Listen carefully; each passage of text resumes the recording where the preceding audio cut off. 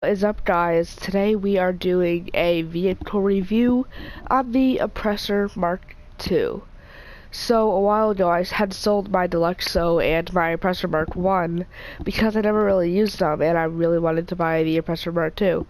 But it did come at a pretty hefty cost. First you have to buy the nightclub. I bought the cheapest one, which is down by the beach. And it was just a few million, but it is some nice it does produce passive income, which is really good. You have to buy the nightclub because in order to store the terabyte somewhere, it gets stored in your nightclub. And then you have to have the terabyte to customize the Oppressor Mark II.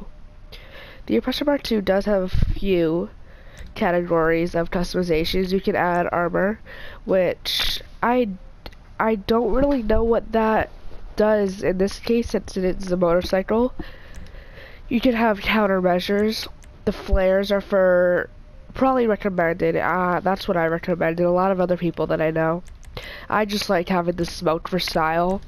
The engine would make it a lot faster because it's not really the fastest car. Don't get me wrong. It goes 128 miles per hour.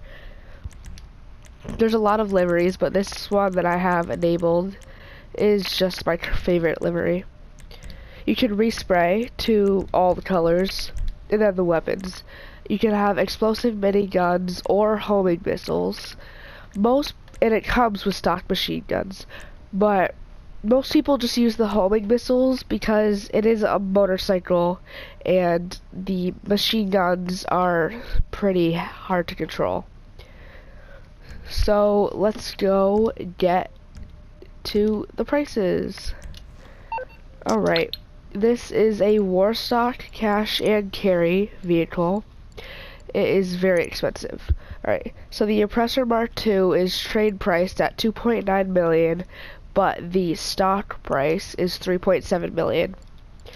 Also, the terabyte is not the cheapest either. It is priced at 2.4 million, I believe, and that's just the regular price. There is no trade price for the terabyte. You can have a nice interior tint. I have black. Some cool decals like skull face, floral. I have a turret and drone station. The turret station's pretty good in case you have the police on you. They won't arrest you or kill you or anything if you take this out and you lock onto every single one at one time and kill them all. The drone station's pretty fun to just troll people with because you get into a drone which is microscopic, pretty much not able to see, but for some reason the cops can see it. And you can just shock people or blow them up. The weapon workshop, if you have the MOC or the Avenger weapon workshop, you don't really need this. And then the specialized workshop, that is so you can customize your oppressor, and that is definitely needed. Alright, let's go do some speed tests. Alright guys, this is the first speed test, and at the end of them, I'll show you guys a little trick, or glitch, you could say, to getting really fast speed. Alright, so the first speed test will be just regular ground, holding R2, which is the PlayStation acceleration. We are going 129.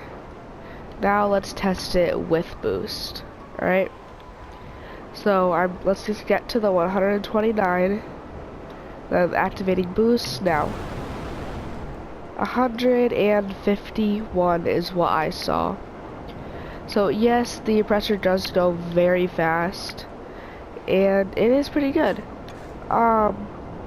So one little trick is if you're on PlayStation, you could there's a handbrake, and there is not just on PlayStation, but on every GTA, however you play GTA 5, there's always a handbrake, and there is the regular brake which stops. See, right now I'm holding the handbrake and the acceleration, which still moves, but if you're in the air, you don't usually go as fast. You usually go 108, 107, but with the handbrake, while you hold both down at the same time, you get to 130, 128, usually 130.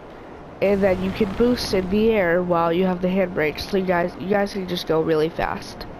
So that's how you do it on PS4, is you have to hold down R1 and R2 at the same time in order to get the in-air boost.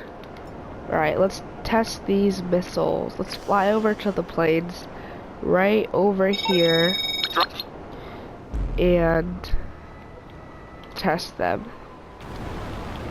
Oh, that's not the test. One, and then it's done. One, and then it's done. Boom. Boom. So if you equip the missiles instead of the machine gun, then you will only have missiles and you will not even have the stock machine gun as a backup option.